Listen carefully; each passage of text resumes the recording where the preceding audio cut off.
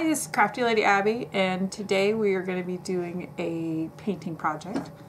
We're going to be painting this lovely metal wreath, which is hearts, and it's from Valentine's Day. So we're going to upcycle it into something for St. Patrick's Day that's antiqued. We're going to be using the Martha Stewart paint in Pear and Eucalyptus, and these two are the Vintage Home Decor paints, which are the matte chalk finish. We also have the Vintage Decor Antique Wax, so this is kind of a dark chocolatey brown, and the Folk Art Home Decor Crackle. These are all made by Plaid Crafts. So we're gonna be making this, and we'll be right back. So we need to paint these, and I left these blank to show you that originally part of the hearts had heart print on there, and again it was for Valentine's Day. So we're going to change it up, and one of the good things about most chalk paints, including this one, is it will cover different designs as well as it works on metal. So what we need to do first for this one, let me move that a little so you can see, is open it up. I've already removed the seal on there because I already used it. This is a bamboo skewer thing you can buy at the dollar store, big pack. We're going to use it to kind of stir it up. Since we're just using the top of it and we're not using the whole container for, like, say, like a big project, I'm just going to stir a little bit. And you can brush that off. And you could also use your brush to remove the paint on there so you're not wasting much. I'm going to set that aside on paper towel. So back this back up on there. See, we'll have wax paper. Think about wax paper to protect your work surface, and it'll also protect your project from sticking, unlike newspaper would. So it's just a regular plain brush. Now there are brushes available from Plaid Crafts for their chalk paints, but the ones I have don't fit in my bottle. So I'm using this one, and it works just fine. The difference is you'll have some brush strokes that maybe you wouldn't with a higher quality brush. This is just a cheap one I have, just a regular bristle paintbrush.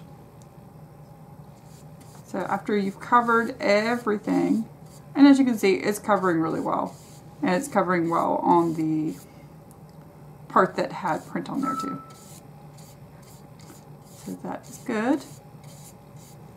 So you have all of that covered. Now what you do is let this dry for 2 hours. For a smaller project, it may not take quite that long because it is small. So in about an hour, you can come back and give it a second coat because you see there's still some streaks in there. If you look kind of closely, you'll see there's a few streaks. If you don't want those, we'll take those away. So we'll be back, and I'll already have a second coat on here. It'll be dry, and we're ready to move on. Alright, so we are moving to the next step using the Home Decor Crackle. And so this will give the next layer of paint, which is going to be this eucalyptus color, a crackly finish. But we need to do this first. So it goes clear, and you paint on with just a regular brush, like this. So you can see this heart, still matte. This one, very shiny, still wet. So you brush it on, much like you would regular paint. So unscrew it. And it's clear, much like a clear sealer would be, very shiny. Make sure you can see that. You brush it. The thing about a crackle is you don't want to do too many brush strokes. The more you put on there, the thicker crackles you're going to have. And we'll get to how to make them even thicker and kind of break them up a little bit more. Because I didn't find this particular crackle to be as random as some of the others that I've seen. It just kind of cracked along the lines versus breaking up all over. So as you can see, both of those now very shiny. You have to let this fully dry, and that'll take about an hour. So when I come back, you'll probably still have this weird light, and that's for my lights overhead. It's getting dark. That happens. This paint does take a while to dry. So we're back, and you can see this is still shiny, but it's all dry. And you can see the brush strokes on there, and that's perfectly fine because as you see the rest of this brush strokes, that's what you're going to get. That's kind of the look we're going for because this is a crackle. So the cracks are going to go in the direction in which we do the brush strokes. And we're going to use this color, which is Eucalyptus. And it is the vintage Decor paint from Martha Stewart. Same thing as before. To get those little particles mixed in, I'm just going to mix a little bit at the top. I'm just using that same bamboo skewer. I'm using the other end. And same thing as before. I've washed my brush. So I'm going to take my brush off that excess paint that's on the stick so we can use some of that. Put that on there on a plate. Now think about Crackle. If you want big cracks, you're going to have to use a thick amount of paint. If you want fine cracks, then you want to use a thin coat. So if you see on this one over here, this has finer cracks because I use thinner one, and over here has thicker. And I'll still show you how to make them even thicker and a little bit more controlled for how you want your distressing to look. So on here, you see the brush strokes through there.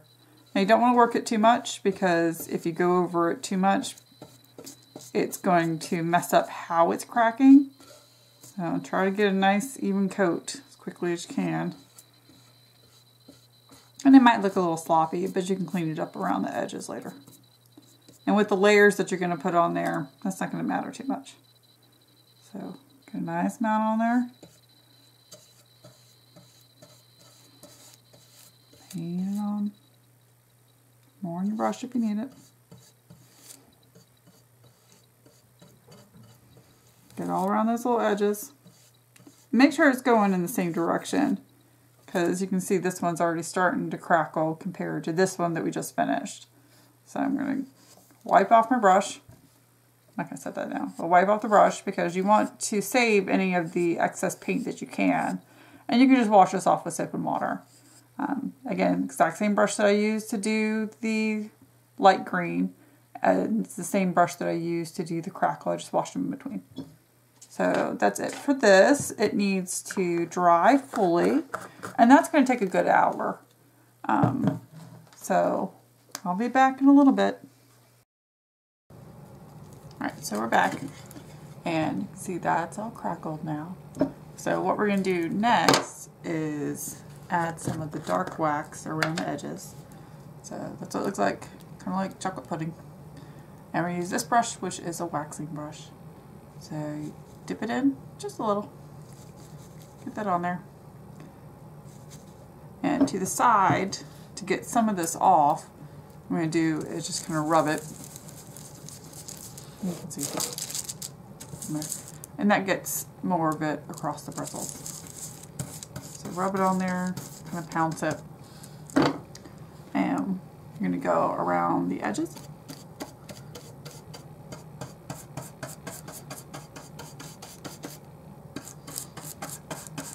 Just kind of work it in. And you can do one at a time.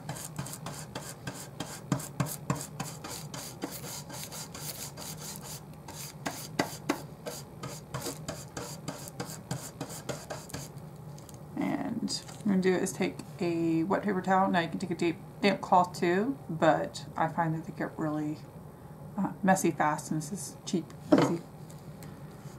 And kind of wipe some of it back on the edges and work it in.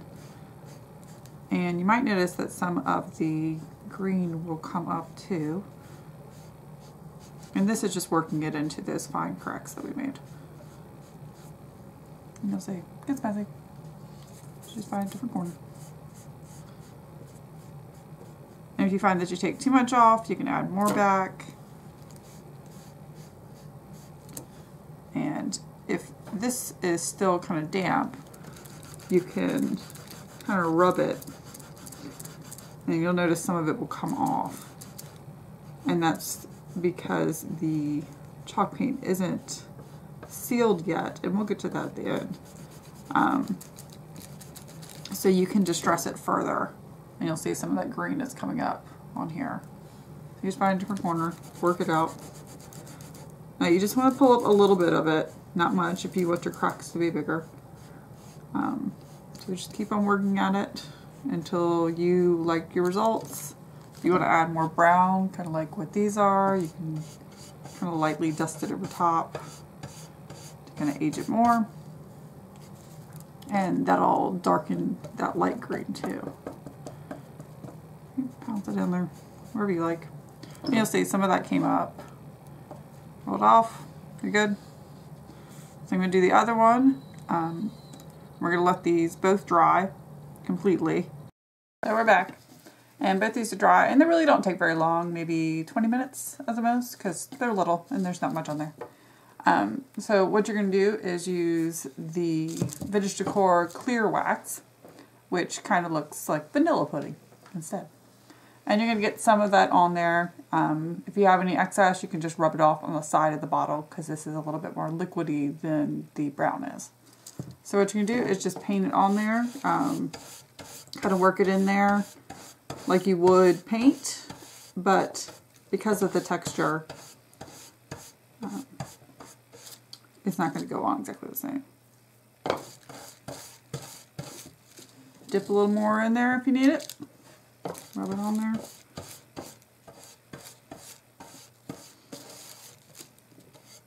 Make sure all the edges are clean. You don't have too much. So you see that piling off. You don't want too much on there.